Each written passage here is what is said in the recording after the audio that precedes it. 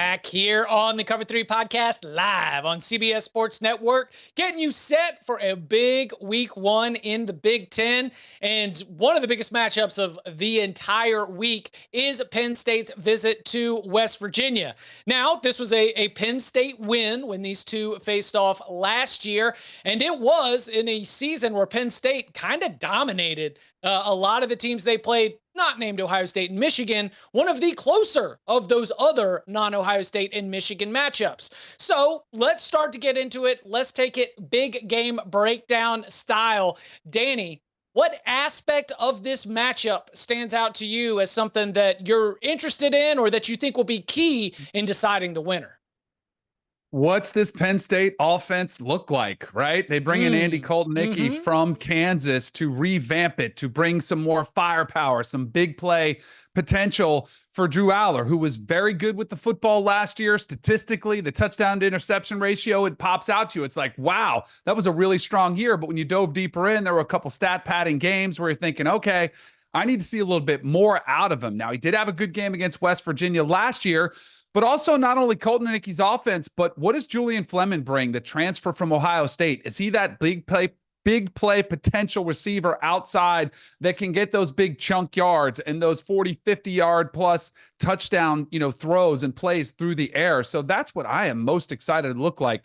Drew Aller is a big physical, specimen at the quarterback position. Can they unleash him? Can he take it to another level? That's what I'm very curious to see in a hostile road environment there in Morgantown. Tom, you were a long fan of what Andy Koltnicki and the Kansas offense was and the ways that, they utilized lots of different aspects to create matchup advantages. Number one, do you think this translates? Does Penn State have the kind of personnel? And how do you think that some of that same success that the Jayhawks offense had could end up showing up in this matchup against West Virginia? And I hope they have the personnel, because if Andy Koltnicki was able to do with the run game and offenses that he was able to do at Kansas and with the players he had at Buffalo, considering how Penn State has recruited in recent years, they better be good enough to take care of this. But I do think that we are going to see Penn State take a step forward offensively this year. And the one thing that I really think is going to matter in this matchup in particular is how effective that run game looks. I know going into last season, we were wondering if Drew Aller could be the guy to finally take that offense to the next level and give Penn State that kind of top tier quarterback. He didn't really live up to it, although he did post some good numbers. But I think in this matchup, it is going to be all about running the ball, because last season, Penn State ranked 86th nationally in explosive run rate.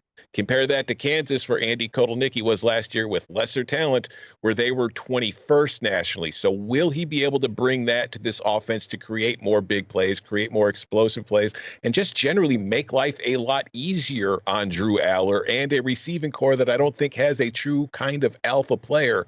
Because on the other side, if you look at West Virginia last season, they ranked 105th nationally in EPA allowed per rush. This was a defense that had trouble stopping the run.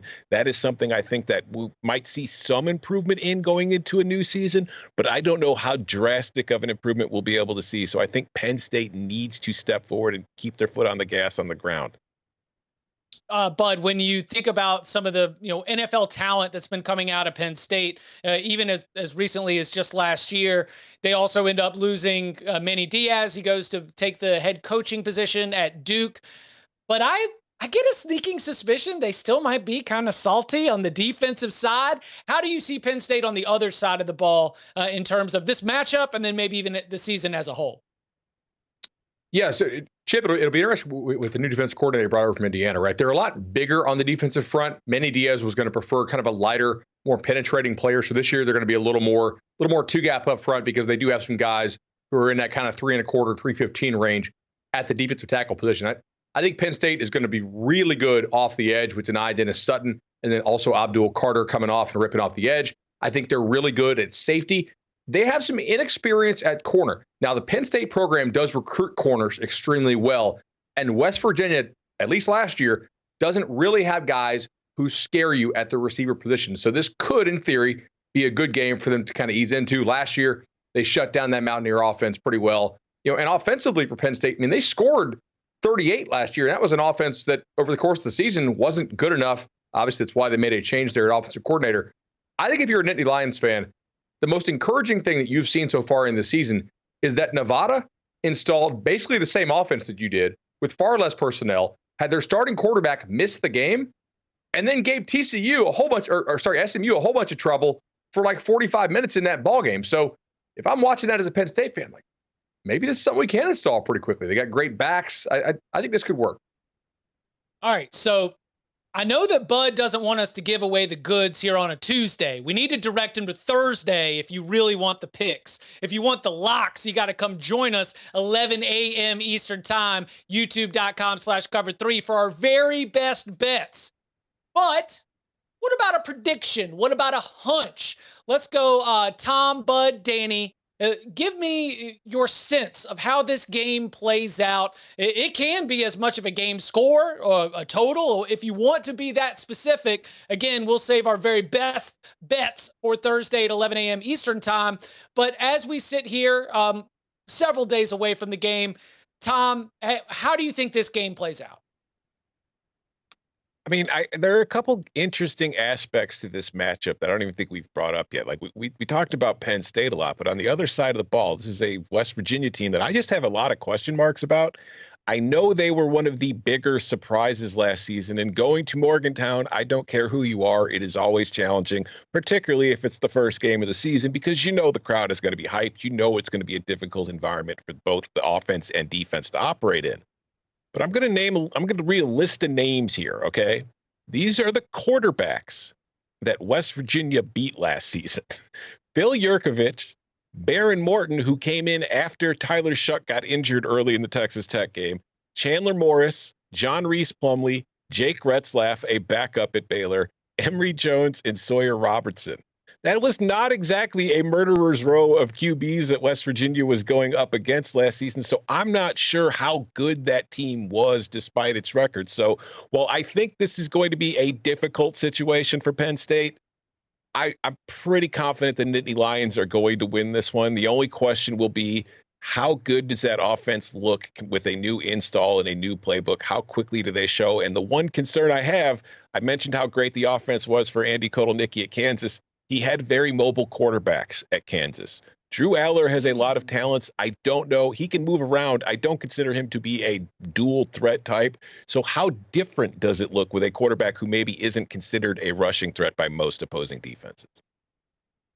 Tom, you mentioned quarterbacks, and I totally agree with you. Like the slate of quarterbacks that the Mountaineers faced was just that it was kind of hollow, right? But I want to focus on the West Virginia quarterback, Garrett Green. About a third of the way through the season, West Virginia made some pretty important changes last year, and they basically went all NBA style. All right, dunks and threes only. Can't read a defense, can't throw over the middle of the field. We don't care. All right, just go deep, throw screens, run around, make it work. Won 9 ball game. I'm serious. Like if you look at the passing chart, there's a huge big circle in the middle of the field they just don't throw to, and that's great coaching. If you know your guy can do some things, I think Neil Brown's a hell of a coach. I just think it's hard to get talent to Morgantown, West Virginia, but now everybody's got film on that. Okay, and Penn State's got athletes that can run with you. Has Garrett Green expanded what he can do? Has this Mountaineer offense expanded what it can do around him so that you can't just key in on that stuff? Under the definition for moxie in the Webster's dictionary, there is a picture of Garrett Green. I mean, that's what he's not the biggest dude. He's like 5'11". He just figures out a way to do it. I was watching video of him working out this offseason. He looks like his mechanics are pretty strong. I think this is a fourth quarter game. I think, and one thing that I learned personally the really hard way was when we go through the win-loss, we do our win totals, and you start just chalking up dubs. It's hard to win on the road in college football specifically. I think Penn State is the more talented team. I think they probably pull away, but I think this will be a tightly contested game in the fourth quarter where all of a sudden it's gut check time too. The other assumption is that Kotelnicki, Tom, I think hit it. He had a running quarterback. Drew Aller does not love to run. What does that look like? Timing, continuity, and can one player, Julian Fleming, is he the difference? We don't know yet. Like there usually takes more than just one receiver to all of a sudden make a passing game work. So I think there's some question marks I can't wait to see from Penn State. And by the way, how many teams are in the Big 12 last year? How many teams last year? 14, right? Just remember, that was the calling card. I'm going to send this video to Neil Brown, Tom Fornelli, but like, I don't know, Bud, I don't know. That's all he needs. Neil Brown just needs a little bit of motivation, breakout season for him. Watch out.